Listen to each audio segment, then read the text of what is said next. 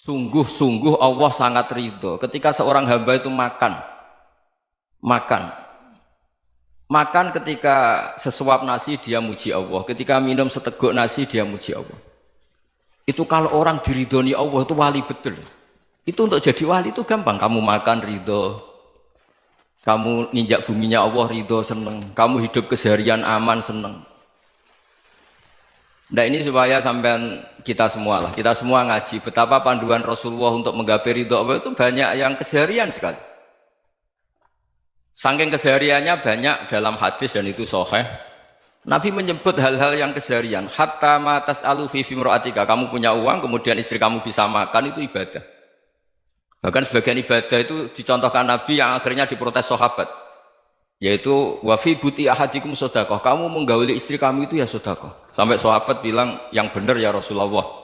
Ayati ahaduna syahwatahu wa huwa lahu ajrun. Masa urusan biologis, urusan syahwat kemudian dia dapat pahala. Nabi menjawab, alaysa lawadhu'aha fi haramin akana alaihi wisrun. Bagaimana kalau dia meletakkan ke yang tidak benar itu kan dosa. Nah, hal-hal seperti ini yang saya ingin teman-teman semua. Saya juga agak ingin ngaji demi Anda juga agak ingin. Itu dosa sekali ngaji kok pesanan kelompok tertentu itu enggak boleh. Islam itu untuk semua. Jadi ya cuma karena di depan saya jenengan ya seakan-akan jenengan korbannya. Itu ada ilmunya dalam usul fikih itu. Jadi orang itu harus ngaji usul fikih. Nama yang disebut, mungkin Mas Sufyan masih ingat zaman ngaji usul fikih. Nama yang disebut itu tidak jaminan sebagai prioritas perintah. Jadi misalnya gini, kebetulan yang di depan Nabi itu Abu Dzar. Nabi ya bilang, ya Abu Dzarin ini uhibbuka misalnya, atau ya Mu'ad ini uhibbuka, atau ya Abu Hurairah ini uhibbuka misalnya. Banyaklah riwayat yang Nabi nyebut ya Abu Dzarin, ya Mu'ad, ya Abu Hurairah. Kemudian misalnya Nabi meneruskan khitab, ini uhibbuka, saya mencintai kamu, fakul dubur sholatin, atau sebagian riwayat disebut falatadaan la dubura kulli sholatin, Allahumma inni ala dzikrika wa syukrika wa husni ibadatik. Saya mencintai kamu, siapa saja, Mu'ad bisa, Abu Dzar bisa siapa. Saya mencintai kamu, mohon kalau habis sholat kamu jangan lupa wiridan Allahumma inni ala dzikrika wa syukrika wa husni ibadatik. Ya Allah, tolong kami permudah supaya mudah ingat engkau. Anda tidak bisa mentang-mentang, wong nama saya Parmin, nama saya Purnomo, itu yang diperintahkan Mu'ad misalnya. Jadi yang disebut satu, tapi khitab itu untuk siapa saja. Saya teruskan ya. Jadi saya mohon semua kita melakukan kebaikan itu, kalau dalam kaidah fikih disebut al-yakin la yuzalu bisyak. Banyak kebaikan yang kebenarannya itu 100%. Tidak punya efek samping ke pihak lain, ke kelompok lain, ke komunitas lain. Itu tadi misalnya Anda makan, dan itu murah sekali, hanya butuh satu piring. Setiap punyaan kamu muji Allah, setiap minum kamu muji Allah. Itu redaksinya Rasulullah SAW disebut, Allah sangat ridho ketika seorang hamba makan, kemudian dia memuji Allah. Atau minum, kemudian dia muji Allah. Logikanya gampang, negara seperti ini yang kamu harapkan bentuknya kayak apa, mertua, ipar, komunitas, tetangga, itu nyata terjadi itu kan belum pasti. Sementara yang mesti terjadi adalah kamu butuh makan, kalau tidak mati. Butuh minum, kalau tidak mati. Butuh bumi yang nyaman ditempati, kalau tidak kita juga mati. Sebab itu Allah kalau menyebut nikmatnya itu hal-hal yang keseharian. Alladzi at'amahum min ju'. Allah itu siapa? Allah itu yang menciptakan kamu bisa makan. Tidak berlebihan, Allah itu yang menciptakan kondisi sosial itu ideal. Zaman Nabi itu ya ada orang munafik. Orang-orang pilihan Allah itu juga diuji orang sekelilingnya yang macam-macam. Semua diuji sesuai konteks zaman dan waktu. Nah, tapi ada ibadah-ibadah yang selalu disarankan Nabi. Sampai Nabi itu pernah ditanya, ayul islami khairun ya Rasulullah, Islam terbaik itu gimana? Jawaban Nabi itu unik. It'amut to'am, Islam terbaik itu ya makan-makan, santai-santai. Ketika Allah menyebut beberapa kebaikan, falak tahamal akobah, wa ma adrokan apa? Mal akobah. Terusannya apa? Fakku rokobah. Terusannya apa? Au it'amun fiyaumin di masubah. Ya itu acara makan-makan itu juga Islam. Kenapa? Ya bayangkan kalau tidak ada makanan, kita mati kan? Kondisi sosial tidak ideal itu Anda masih gak apa-apa, tapi kalau Anda tidak makan, Anda tidak minum, Kamu punya istri cerewet masih bisa hidup, punya mertua cerewet masih bisa hidup. Tapi kalau tidak makan bisa mati. Berarti penting mana istri sama makan? Penting mana? Makan. Semoga istri Anda dengar. Nanti kamu disuruh makan tapi pulang deh. Itu kalau dibahasakan makan masih memahami. Penting mana nasi satu piring dengan istri. Nggak ada nasi mati, nggak ada istri belum mati. Penting mana? Gak berani jawab kan? Nah, ternyata Anda ada garang kan di depan istri. Jadi saya mohonlah, mungkin Mas Sufyan Sauri tadi yang bisa bantulah. Teman-teman tuh ngaji yang keseharian saja. Karena kita nyari ridha Allah itu berdasar firman Allah. Dan firman Allah itu menyebut keseharian tuh riang, gampang. Yaitu tadi misalnya wa min ayatihi manamukum billaili wan nahar. Termasuk ayat-ayat Allah itu kamu tidur. Maka dulu itu ada guyonan, ada tokoh Mu'tazilah, kelompok dalam Islam yang berpikir manusia itu bisa menentukan ikhtiarnya sendiri. Karena saya bisa duduk, ingin berdiri, berdiri. Karena kelompok ini nggak terima kalau semua kehendak Allah, nanti bagaimana kalau semua kehendak Allah kok ada hisab ya, ada sanksi.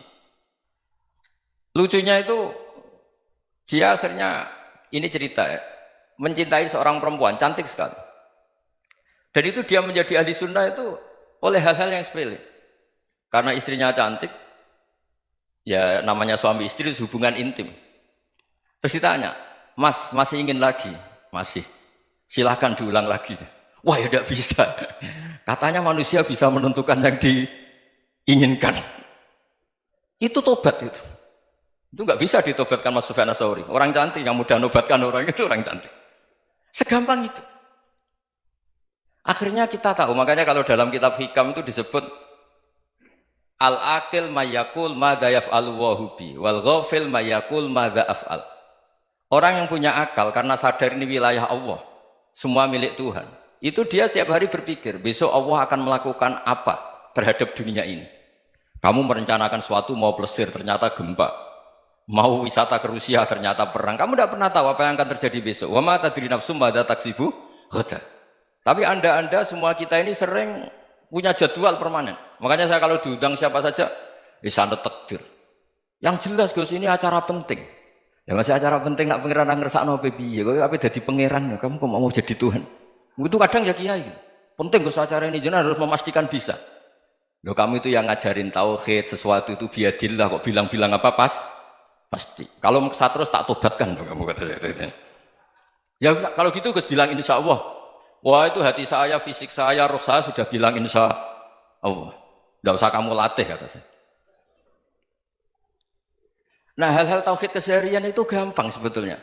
Wal ghafil yaqulu madza af'al. Tapi orang yang lupa Allah dia setiap hari bilang besok apa? Kita bisa melakukan apa? Seakan-akan dia itu aktor, dia penting, dia subjek permanen, dia. Padahal kita ini hanya objek kehendak Allah Subhanahu wa taala. Karena kita yakin sesuatu yang terjadi di alam raya ini kita tidak bisa apa-apa. Makanya saya sering ngaji, sering bilang saya, ketika Anda mensifati Allah, Dia yang menghidupkan. Sudah itu tanamkan sehingga ketika kita mati santai saja. Kenapa santai? Allah punya cara menghidupkan kita. Zaman kita hidup juga gak tahu caranya ngelola jantung, ngelola paru-paru. Kamu juga gak tahu ngelola oksigen yang tidak beracun, tidak mengandung polusi. Tahu-tahu hidup. Gak ingin tua ya tahu-tahu tua, gak ingin mati tahu-tahu mati. Selama ini kita hidup juga gak tahu apa sebetulnya. Hanya gaya tok, punya jadwal, punya planning. Kalau kamu bisa menentukan pilihan Anda, pasti Anda istrinya cantik, 4 neriman semua, kona'ah semua. Nyatanya enggak kan? Ada 1 jelek, cerewet.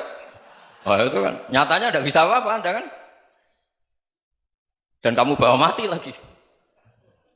Itu kan, istri Anda juga gitu, punya keinginan, punya suami yang ganteng, yang jabat, yang neriman, yang enggak poligami. Ya enggak kesampaian juga. Kalau kita ngitung tingkat kegagalan kita itu gagal terus.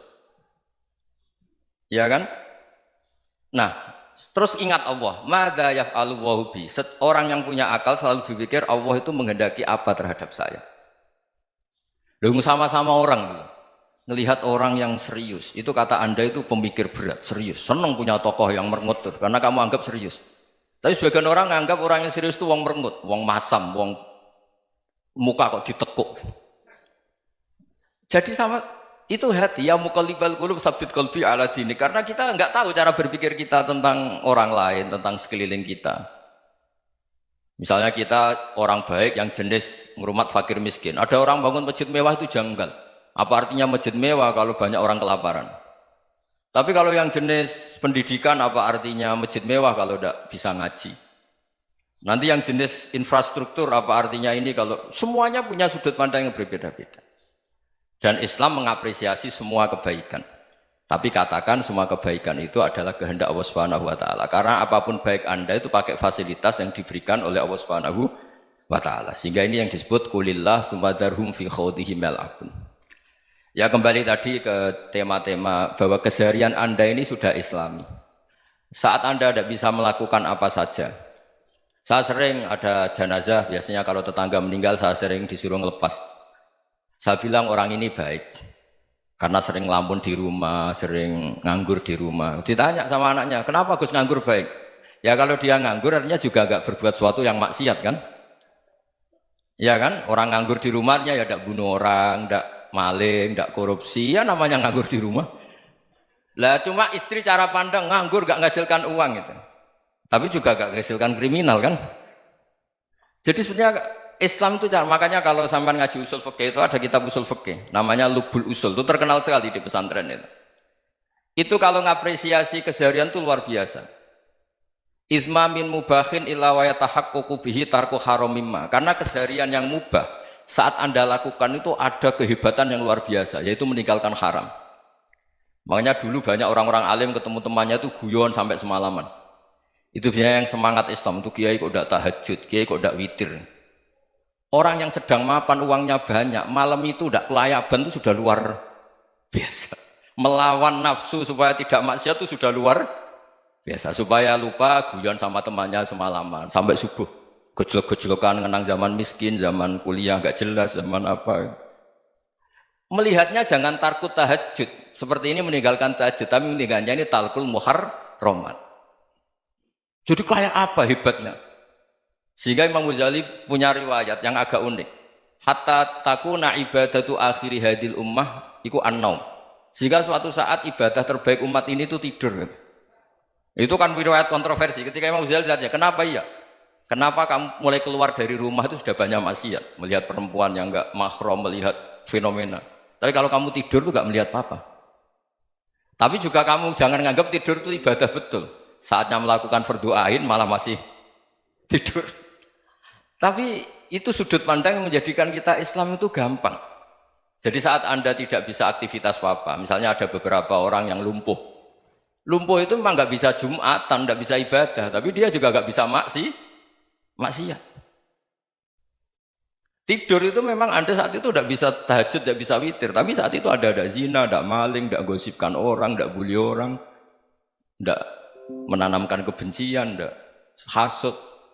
Sehingga tidur menurut Allah Ta'ala wa min ayatihi manamukum billaili apa? Wan-nahar. Karena di tidur itu selain ada unsur istirahat, jaga kestamina, juga ada unsur meninggalkan beberapa keburukan. Nah saya mohon ibadah yang keseharian ini kita jaga. Supaya kita semua baca ayat itu fasih. Fasih itu tertanam di hati. Allah itu siapa? Alladzi at'amahum min ju'i wa amanahum min khauf. Dan Allah kalau cerita di Quran itu anna sababnal ma'a sabba thumma syaqqaqnal ardha wa syaqqa fa ambatna fiha habba wa inaba wa qadba wa zaituna wa nakhla wa hadaika hulba. Kamu tahu saya ini siapa kata Allah? Saya ini adalah Tuhan yang menurunkan air. Kemudian ada tanaman banyak. Habba wa inaba wa qadba, ada zaitun, ada tin, kalau orang Jawa mungkin ada tela, ada padi, ada mangga, ada pisang. Sudah.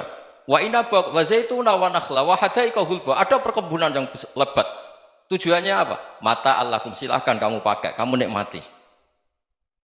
Tapi karena kadang kita ini punya ide-ide besar. Tadi untuk syukur saja nunggu punya istri riman, rumah baik, tetangga baik, komunitas baik, semuanya baik baru syukur.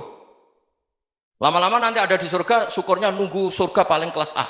Itu sudah ada yang menghuni Rasulullah, kamu nggak boleh di situ.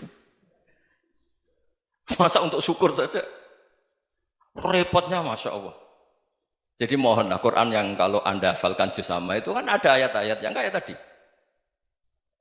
Ya, fal yang dzuril insanu ila ta'ami. Coba lihat Apa yang kamu makan ya? Dari mana? Dan untuk mempertahankan hidup kamu keseharian. Jadi jangan kira ibadah itu harus membentuk komunitas yang versi Anda. Ibadah itu harus yang hal yang mulu-mulu. Kesehariannya Anda alami. Loh ini saya tidak bikin-bikin. Saya ngaji bukan karena berdasar pesanan.